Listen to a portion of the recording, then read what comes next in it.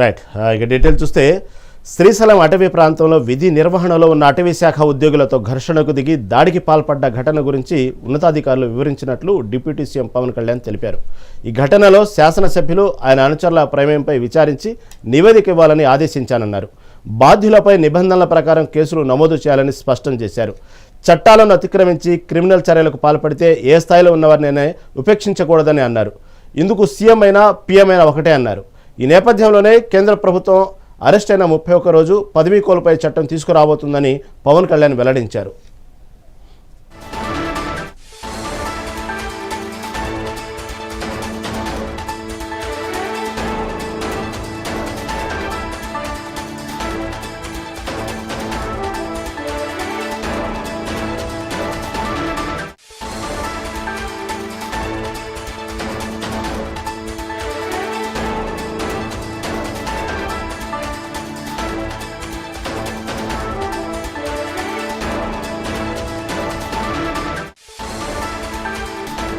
శ్రీశైలం అటవీ ప్రాంతంలో విధి నిర్వహణలో ఉన్న అటవీ శాఖ ఉద్యోగులతో ఘర్షణకు దిగి దాడికి పాల్పడ్డ ఘటన గురించి ఉన్నతాధికారులు వివరించినట్టు డిప్యూటీ సీఎం పవన్ కళ్యాణ్ తెలిపారు. ఈ ఘటనలో శాసనసభ్యులు ఆయన అనుచరుల ప్రమేయంపై విచారించి నివేదిక ఇవ్వాలని ఆదేశించానన్నారు. బాధ్యులపై నిబంధనల ప్రకారం కేసులు నమోదు చేయాలని స్పష్టం చేశారు. చట్టాలను అతిక్రమించి క్రిమినల్ చర్యలకు పాల్పడితే ఏ స్థాయిలో ఉన్నవారైనా సరే ఉపేక్షించకూడదని అన్నారు. ఇందుకు సీఎం అయినా పీఎం అయినా ఒకటే అన్నారు. ఈ నేపథ్యంలోనే కేంద్ర ప్రభుత్వం అరెస్ట్ అయిన 31వ రోజు పదవీ కోల్పోయే చట్టం తీసుకురాబోతుందని పవన్ కళ్యాణ్ వెల్లడించారు. శ్రీశైలం అటవీ ప్రాంతంలో విధి నిర్వహణలో ఉన్న అటవీ శాఖ ఉద్యోగులతో ఘర్షణ దిగి దాడికి పాల్పట్టిన ఘటన గురించి అసలు అక్కడ ఏం జరిగింది, దాని గురించి మరింత సమాచారం మా కరెస్పాండెంట్ శ్యామ్ అందిస్తారు. శ్యామ్ చెప్పండి. శ్యామ్ అక్కడ అసలు ఏం జరిగింది? ఎమ్మెల్యే అతని అనుచరులు అటవీ శాఖ అధికారుల మీద ఎందుకు దాడి చేయాల్సిన పరిస్థితి ఎందుకు దాపరించింది? అక్కడ అసలు వాస్తవాలు ఏం జరిగినాయి అక్కడ?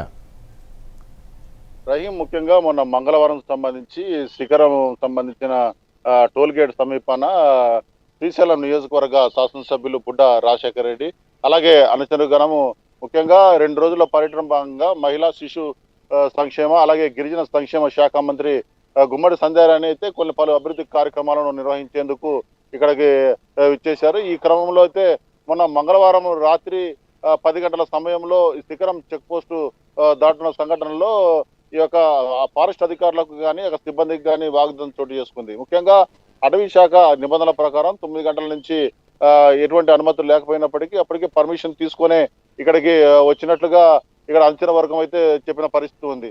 ముఖ్యంగా ఎర్రగొండపాలెం నక్కంటి ఏరియాకు సంబంధించిన బీట్ ఫారెస్ట్ అధికారులు అయితే ముఖ్యంగా చిన్నారుట్ల సంబంధించి అక్కడ గ్రామంలో పులి దాడి చేసిన సంఘటనలు అయితే దానికి పెట్రోలింగ్ సంబంధించి అక్కడ తిరుగుతున్నట్టుగా ఈ ఫారెస్ట్ అధికారులు అయితే తెలిపిన పరిస్థితి ఉంది.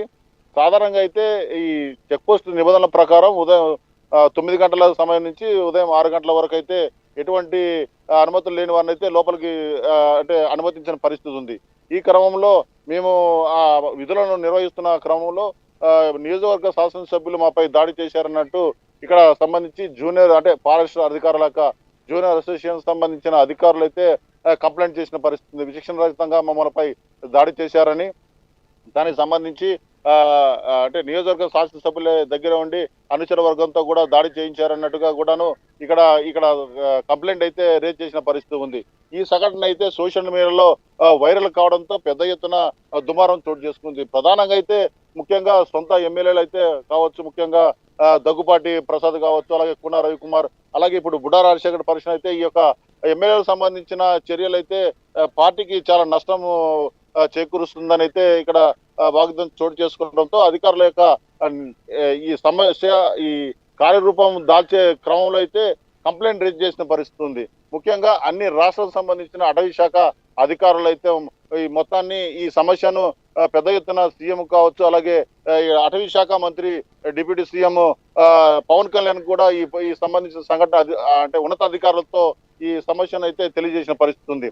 ఏదేమైనప్పటికీ ఇక సంబంధించిన ఫారెస్ట్ అధికారుల యొక్క ఇష్టారాజ్యంగా ఇక్కడ అయిపోయిందని బుడ్డాచారెడ్డి రాజశేఖర రెడ్డి ఎమ్మెల్యేగా ఉన్న పరిస్థితుల్లో ఈ ప్రాంతం అంతా కూడాను వాళ్ళ ఆధీనంలో ఉంది. ఏమన్నా అభివృద్ధి కార్యక్రమాలు చేయాలనుకుంటే ఈ యొక్క కార్యక్రమాలకు విఘాతం కలిగిస్తున్నారని పెద్ద ఎత్తున ఈ ఇద్దరి మధ్య ఎప్పుడైతే కొద్దిగా డిస్ప్యూట్స్ ఉన్న పరిస్థితి ఉంది. ప్రధానంగా అయితే ఈ సమస్య గురించి అసెంబ్లీలో కూడా రేజ్ చేసిన పరిస్థితి ఉంది. ఇటువంటి క్రమంలో ఈ అంటే శాసనసభ్యులకు కావచ్చు, అలాగే నియోజకవర్గ ప్రజలకు కావచ్చు, అటవీ శాఖ అధికారులకు దూరం పెరిగిన పరిస్థితి ఉంది. ప్రధానంగా అయితే శ్రీశైల దేవస్థానం సంబంధించి ప్లాస్టిక్ ఫ్రీ జోన్ గా అయితే ఇక్కడ పరిస్థితి ఉంది. దీనికి సంబంధించి ప్లాస్టిక్ జోన్ అంటే ముఖ్యంగా ఎటువంటి ప్లాస్టిక్ ను ఉపయోగించకూడదు. అలాగే ఇక్కడైతే పారిశ్రామిక అనుమతితోనే 5 లీటర్ల క్యాన్ బాటిల్ ద్వారా నీటిని ఇక్కడ తరలించి తద్వారా ప్లాస్టిక్ నిషేధించవచ్చని, అలాగే తెలంగాణ ప్రాంతం అయితే 2 లీటర్లకు సంబంధించిన బాటిల్ను కూడాను అనుమతిస్తున్నారు. అయితే శ్రీశైల క్షేత్రానికి వచ్చే భక్తులు కావచ్చు ఇక్కడ చాలా ఇబ్బంది పడుతున్నారు. 2 లీటర్ల బాటిల్కి సంబంధించి కూడా ప్లాస్టిక్ బాటిల్కి సంబంధించి కూడా అనుమతి ఇవ్వండి అని కూడా పలు సందర్భాల్లో ఫారెస్ట్ అధికారులు బుడ్డ రాజశేఖర్ రెడ్డి చెప్పిన పరిస్థితి ఉంది. అయితే ఇటువంటి అనుమతులు ఇవ్వకుండా అదేవిధంగా ఇక్కడ వేధిస్తున్నారని కార్యకర్తలు కూడాను అంటే ఇక్కడ మట్టి తీసుకోవాలన్నా కూడాను, రాళ్ళు తీసుకోవాలన్నా కూడాను, ఏదైనా ఇల్లు నిర్మాణం చేసుకోవాలన్నా కూడా ఇక్కడ ఫారెస్ట్ అధికారుల యొక్క పెత్తనం ఎక్కువైపోయింది. దాని ద్వారా పలుసార్లు ఉన్నతాధికారులకు హెచ్చరించినా కూడా పట్టించుకోలేని పరిస్థితి అయిపోయింది. పలుసార్లు ఉన్నత మంత్రులకు కూడా చెప్పిన పరిస్థితి ఉంది అని ఇక్కడ బుడ్డ రాజశేఖర రెడ్డి అయితే ఇదివరకనే చాలా సందర్భాల్లో అంటే ప్రెస్ మీట్ లో కూడా చెప్పిన పరిస్థితి ఉంది.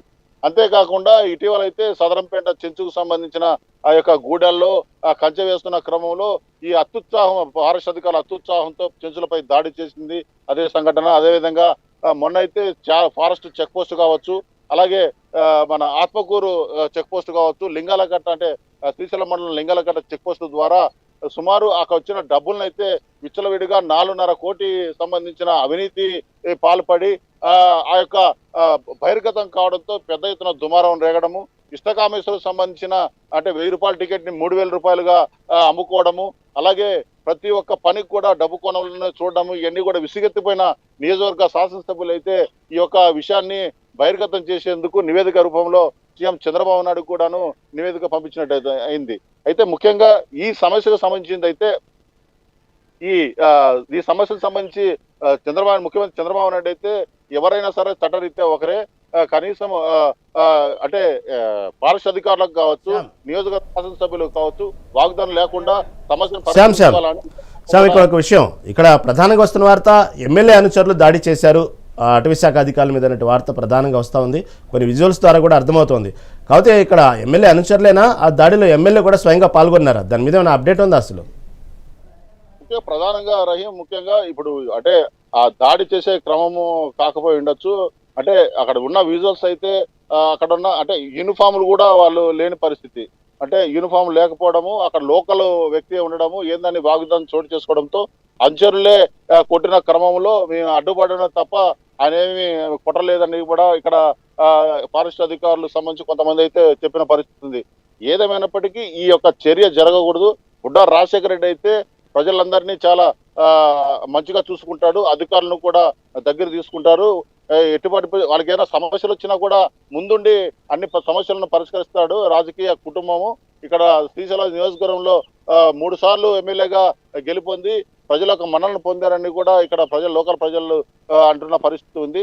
ముఖ్యంగా ఈ విషయం అయితే చంద్రబాబు అయితే సీరియస్ అయ్యి ఖచ్చితంగా అయితే కేసును అయితే రిజిస్టర్ చేయాలని చెప్పిన పరిస్థితి ఉంది. అలాగే పవన్ కళ్యాణ్ డిప్యూటీ సీఎం అలాగే అటవీ శాఖ మంత్రి కూడా ఈ యొక్క ఇటువంటి చర్య పునరావృతం కాకూడదు, దోషులు ఎవరైనా సరే చట్టరీత్యా అయితే కేసు నమోదు చేయాలి, పూర్తి సంబంధించిన ఈ యొక్క నివేదికను నాకు సమర్పించాలని ప్రభుత్వం సమర్పించడం చర్యలు తీసుకోవాలని కూడా పవన్ కళ్యాణ్ పెద్ద ఎత్తున అయితే దీని గురించి అయితే చెప్పిన పరిస్థితి ఉంది. రాష్ట్ర వ్యాప్తంగా మీరు చెప్పినట్టుగానే ఎమ్మెల్యే అధికారులతో కానీ ఇటు పక్క ప్రజలతో కానీ చాలా బాగుంటారు, సమస్యల పట్ల సానుకూలంగా స్పందిస్తారు అని ఒక పక్క మీరు చెప్తా ఉన్నారు. కాబట్టి ఎందుకు వచ్చింది గ్యాప్? ప్రధానంగా ఈ అటవీ శాఖ అధికారులతో అక్కడ ఉన్నటువంటి శాసనసభ్యులు బుడ్డ రాజశేఖర రెడ్డి ఎందుకు ఈ గ్యాప్ ఎందుకు వచ్చింది? ప్రధానంగా మేజర్ ఇష్యూ ఏంది అసలు వాళ్ళిద్దరి మధ్యన? ప్రధానంగా ఇక్కడైతే ఈ అటవీ శాఖ సంబంధించి ఇక కోర్ ఏరియా అంటారు, రాజీవ్ రిజర్వ్ ఫారెస్ట్ అంటే పులుల సంరక్షణ కేంద్రం. అంటే దీనికి సంబంధించి ఇక్కడ ఫారెస్ట్ నిబంధనలు కూడా ఎటువంటి ఎంకరేజ్మెంట్ చేయకూడదు. అలాగే ఉదయం అంటే రాత్రి 9 గంటల నుంచి 6 గంటల వరకు ఎటువంటి వాహనాలను అయితే ఇక్కడ వెళ్ళకూడదు. అలాగే ఇక్కడ సంబంధించి లోకల్ శ్రీశైలం మండలం కావచ్చు 1485 ఎకరాలకు సంబంధించి కంజెస్టెడ్ గా ప్లేస్ ఉంటుంది. అయితే దీనికి సంబంధించి ఎటువంటి అభివృద్ధి చేయాలన్నా కూడాను ఫారెస్ట్ నిబంధనలు అడ్డు వస్తున్నాయని ఒక చెట్టును ఫారెస్ట్ లో తీసుకుంటే 2 చెట్లను నాటే క్రమంలో మాకు భూములు ఇవ్వాలని కూడా పలుసార్లు చెప్పిన పరిస్థితి ఉంది. ఇక్కడైతే శ్రీశైలం దేవస్థానం సమీపంలో ఉన్న సాక్షి గణపతి వద్ద ఒక 100 ఎకరాలు పార్కింగ్ సమస్య తలెత్తింది. ఆ పార్కింగ్ సంబంధించి మా ఫారెస్ట్ ఆధీనంలో ఉన్న ఒక చెట్టు పోయినా కూడా 1:2 నిష్పత్తిలో చెట్లను మరి నాటి దానికి సంబంధించిన ల్యాండ్ వేరే చోట కూడా ఇచ్చి మేము అభివృద్ధి చేస్తామని కూడా పలు సందర్భాల్లో బుడ్డా రాజశేఖర రెడ్డి చెప్పిన పరిస్థితి ఉంది. ఇటువంటి క్రమంలో ఈ ఎంకరేజ్మెంట్ కావచ్చు, ఏదైనా పని చేయాలన్నా ఏదైనా అంటే అభివృద్ధి చేయాలన్నా కూడా ఇబ్బంది అయిపోతుంది. వాళ్ళకు సంబంధించి ఫారెస్ట్ అధికారులకు సంబంధించి అయితే ఏదన్నా పనులు కావాలంటే అంటే సాక్షి గణపతి దగ్గర షాపులు వాళ్ళు నిర్మించుకోవడము, అలాగే అక్కడ వాళ్ళ టోల్ గేట్ పెట్టి డబ్బులు వసూలు చేసుకోవడానికి వాహనాలను అక్కడ ఆ చుట్టుపక్కల ఉన్న అడవిని కూడా చదును చేసి చేస్తే మాత్రం వాళ్ళు చేస్తే మాత్రం ఒప్పు, మేము అడిగితే మాత్రం తప్ప అని చెప్పేసి కూడా పెద్ద ఎత్తున విమర్శకు గురైన పరిస్థితి ఉంది. అంతేకాకుండా శ్రీశైల క్షేత్రానికి సంబంధించి ఇక్కడ అంటే 9 గంటలకు సంబంధించి బయటికి వెళ్ళాలంటే ఫారెస్ట్ నిబంధనలు ఉండడము, ఏదైనా అత్యవసర పరిస్థితులు అంటే గుడ్డ జబ్బు కావచ్చు, అత్యవసర పరిస్థితి కావచ్చు, మన చెక్ పోస్ట్ దాటాలంటే కూడా తీవ్రమైన నిబంధనలు. ఆ సమయంలో ఎవరు ఫోన్ ఎత్తలేని పరిస్థితి. కనీసం శాసనసభ్యులు, కనీసం ఇక్కడ మండల అధ్యక్షులు కూడా ఫోన్ చేసినా, ఎస్ఐలు ఫోన్ చేసినా కూడా ఎత్తలేని పరిస్థితి అయితే దారుణంగా ఉందని, తద్వారానే ఇక్కడ ఈ ఫారెస్ట్ అధికారులకు కానీ ఇక్కడ నియోజకవర్గ శాసనసభ్యులకు కానీ గ్యాప్ పెరిగిన పరిస్థితి ఉంది. ఏదేమైనప్పటికీ ఈ యొక్క విషయం అయితే దుమారం చోటు చేసుకుంది. ప్రధానంగా అటవీ శాఖ అధికారులు నిత్యము బుడ్డా రాజశేఖర్తో కలిసిమెలిసి ఉంటారు. అయితే ఈ మధ్య కాలంలో ఎటువంటి అభివృద్ధి ప్రణాళిక చేయాలన్నా కూడాను ప్రధానంగా వీళ్ళ ద్వారా సమస్యలు తలెత్తుతున్నాయి. పలు సందర్భాల్లో ఈ యొక్క గ్యాప్ను పోగొట్టుకోవాలంటే ఉన్నతాధికారులకు సంబంధించే కానీ సీఎం కానీ అలాగే డిప్యూటీ సీఎం కానీ చొరవ తీసుకొని ఈ గ్యాప్ని ఈ సమస్యని పరిష్కరిస్తే మాత్రము ఇక్కడ పరిపాలన కూడా చాలా బాగా జరుగుతుందని కూడా ఇక్కడ నియోజకవర్గ ప్రజలు కావచ్చు, కార్యకర్తలు కావచ్చు చెప్పిన పరిస్థితి ఉంది. రహీం శ్యామ్, అక్కడ ఉన్నటువంటి లోకల్ స్థాయి చిన్న చిన్న నాయకులతో పాటు అనేక మంది ఒక అధికారులను సైతం కావాల్సినప్పుడు అత్యవసరమైనటువంటి పరిస్థితుల్లో బయటకు వెళ్ళాలంటే ఇటు పక్క అక్కడ అటవీ అధికారులు సరైనటువంటి సమాధానం లేక ఆ సమాచారాన్ని కూడా అందుకునే పరిస్థితులు అందుబాటులో లేక ఇబ్బందులు పడుతున్నారని చెప్తున్నారు. మీ ఇలాంటి అధికారులకే అక్కడ ఉన్నటువంటి నాయకులకే అలాంటి ఇబ్బందులు ఉంటే అక్కడ సామాన్యుల పరిస్థితి సామాన్యులు కూడా అదేవిధంగా ఇబ్బంది పెడుతున్నారు అటవీ అధికారులు ఏమంటారు అక్కడ? అదే ప్రధాన సమస్య వచ్చేది అదే. ఇక్కడ సంబంధించి ప్రత్యేకమైన జోన్ అయిపోయింది. అంటే ఇది ఇక్కడ ఈ పంచాయతీ కాదు, అదేవిధంగా ఇరిగేషన్ ల్యాండ్ అయి కూడా 100 సంవత్సరాలకు లీజు తీసుకున్న పరిస్థితి. ఇక్కడ కేవలం మొత్తం కూడా యజమాయిషి ఇక్కడ ఫారెస్ట్ అధికారులే ఉంటుంది. అందుకే ఇక్కడ ఏమవుతుందంటే ఇక మోనోపోలీ అయిపోయింది. ఇక్కడ ఏ పని చేయాలన్నా కూడా ఫారెస్ట్ అధికారుల పర్మిషన్ కావాలి. ఈ పర్మిషన్ కావాలంటే ఉన్నత స్థాయి అధికారుల నుంచి మాకు రావాలి.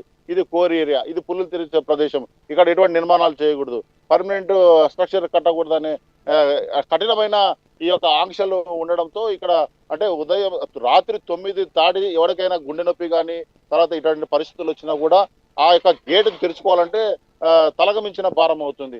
అంటే ఎంతో ఉన్నతమైన అధికారులు అంటే డిఎస్పీ కావచ్చు, సిఐ కావచ్చు, ఎమ్మెల్యే కావచ్చు, ఆ యొక్క అంటే ద్వితీయ స్థాయి నేతలు కావచ్చు, వాళ్ళు చేస్తే కూడాను ఫోన్ ఎత్తకపోవడము, నియోజకవర్గ శాసన సభ్యుల విషయానికి వచ్చి పలుసార్లు చెప్పినా కూడా వారు సరిదిద్దుకోలేని పరిస్థితి అయిపోయింది.